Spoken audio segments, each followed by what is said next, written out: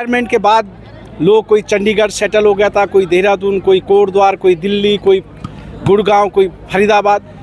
तो उनका ये प्रयास था कि जितने भी सीनियर खिलाड़ी हैं उनका एक समागम किया जाए। यार कल आप बहुत से खिलाड़ियों ने ये भी कहा कि हम बहुत साल बाद एक दूसरे से मिले, अपने सुख दुख की बातें भी लगाई, कहाँ कौन सेटल है उसके बारे में इस तरह की बातें हुई। देहरादून रिखणीखाल विकास समिति के वॉलीबॉल प्रतियोगिता का आज दूसरा दिन है। आप मेरे पीछे देख रहे होंगे लगातार जो रिखणीखाल के क्षेत्र के जो लोग हैं जो दूर दूर रहते हैं उनकी टीमें यहाँ पहुँची है और उनके साथ ही जो रिखणीखाल के लोगों के द्वारा एक अभिनव प्रयास किया गया है कि जितने भी लोग उनके बाहरी राज्यों में भी थे वो लोग भी यहाँ पर इस खेल में शामिल होने के लिए आए हैं और उसके साथ साथ वो एक दूसरे के सुख दुखों को भी इस खेल के द्वारा बांट रहे हैं। अभी हमारे साथ रघुवीर बिष्ट जी है जो कि समाज सेवी है और आज यहाँ पर मुख्य अतिथि भी है। सर, पहली बार ऐसा देखा जा रहा है कि खेल के साथ साथ लोगों को एक करने की आप लोगों ने ठानी है, क्या कॉन्सेप्ट है ये? धन्यवाद चौहान जी, सबसे पहले तो आपको इस मैच का प्रसारण करने के लिए और इस जो रिखणीखाल देहरादून रिखणीखाल विकास समिति है इसके तत्वाधान में जो यहाँ पे मैच आयोजित किया जा रहा है, इसके जो मुख्य सूत्रधार हैं वो हमारे प्रदेश के लोकप्रिय प्रशासनिक अधिकारी भाई शैलेंद्र नेगी जी हैं। और उनकी ये सोच थी कि रिखणीखाल चूँकि वॉलीबॉल का हब के नाम से पूरे उत्तराखंड में विख्यात था, जब अविभाजित उत्तर प्रदेश में थे तब भी रिखणीखाल वॉलीबॉल का हब हुआ करता था। कहते थे कि रिखणीखाल के लोगों के डीएनए में वॉलीबॉल रचता बसता है। और आज भी मैं आपको बताना चाहता हूं कि जब 38वें राष्ट्रीय खेलकूद प्रतियोगिता हो रही है तो रिखणीखाल की 2 लड़कियां एक ही राजकीय इंटर कॉलेज करतिया की इस समय नेशनल लेवल पे हमारे राज्य से चुनी गई है।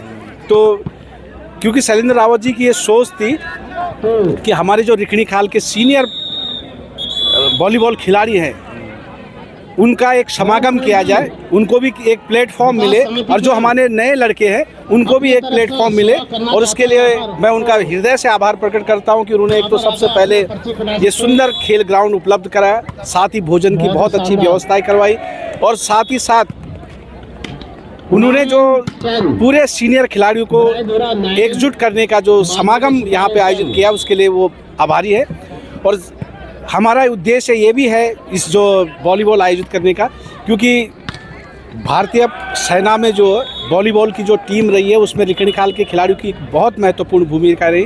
तो उसमें रिटायरमेंट के बाद लोग कोई चंडीगढ़ सेटल हो गया था, कोई देहरादून, कोई कोटद्वार, कोई दिल्ली, कोई गुड़गांव, कोई फरीदाबाद। तो उनका ये प्रयास था कि जितने भी सीनियर खिलाड़ी हैं उनका एक समागम किया जाए वॉलीबॉल खिलाड़ी का, जो हमारी परंपरागत और जो रिखणीखाल क्षेत्र की जो प्रसिद्ध खेल था वॉलीबॉल उसका जो है यहाँ पे एक समागम किया जाए। और उसी उद्देश्य के तहत यहाँ पे ये प्रतियोगिता आयोजित की जा रही है। इस प्रतियोगिता का मुख्य उद्देश्य था कि जो हमारे सीनियर खिलाड़ी वो एक साथ फिर जुड़े और कल से ये प्रतियोगिता आयोजित की जा रही है। कल आप बहुत से खिलाड़ियों ने ये भी कहा कि हम बहुत साल बाद एक दूसरे से मिले, अपने सुख दुख की बातें भी लगाई, कहाँ कौन सेटल है उसके बारे में इस तरह की बातें हुई है। रिस्पॉन्स कैसा मिल रहा है? आ रहे हैं क्षेत्र के लोग यहाँ मिलने जुलने? आप देख ही रहो कि जिस प्रकार से दर्शक यहाँ पे कल से लेकर आज तक इस टूर्नामेंट को सफल बनाने में बहुत महत्वपूर्ण भूमिका निभा रहे हैं। इस टूर्नामेंट के सफल की यही सबसे बड़ी सफलता है। अच्छा, तो ये प्रतियोगिता अब हर साल चलेगी कंटिन्यू इसके बाद? निश्चित रूप से रिखणीखाल विकास समिति और जो इसके मुख्य सूत्रधार भाई शैलेंद्र नेगी ने ये तय किया है कि ये प्रतियोगिता हर साल आयोजित की जाएगी।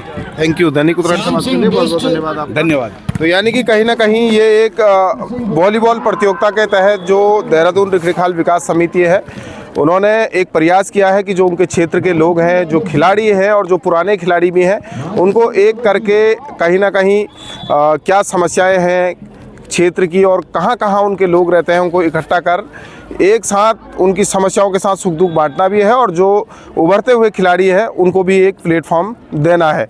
देहरादून से दैनिक उत्तराखंड के लिए मनोज चौहान।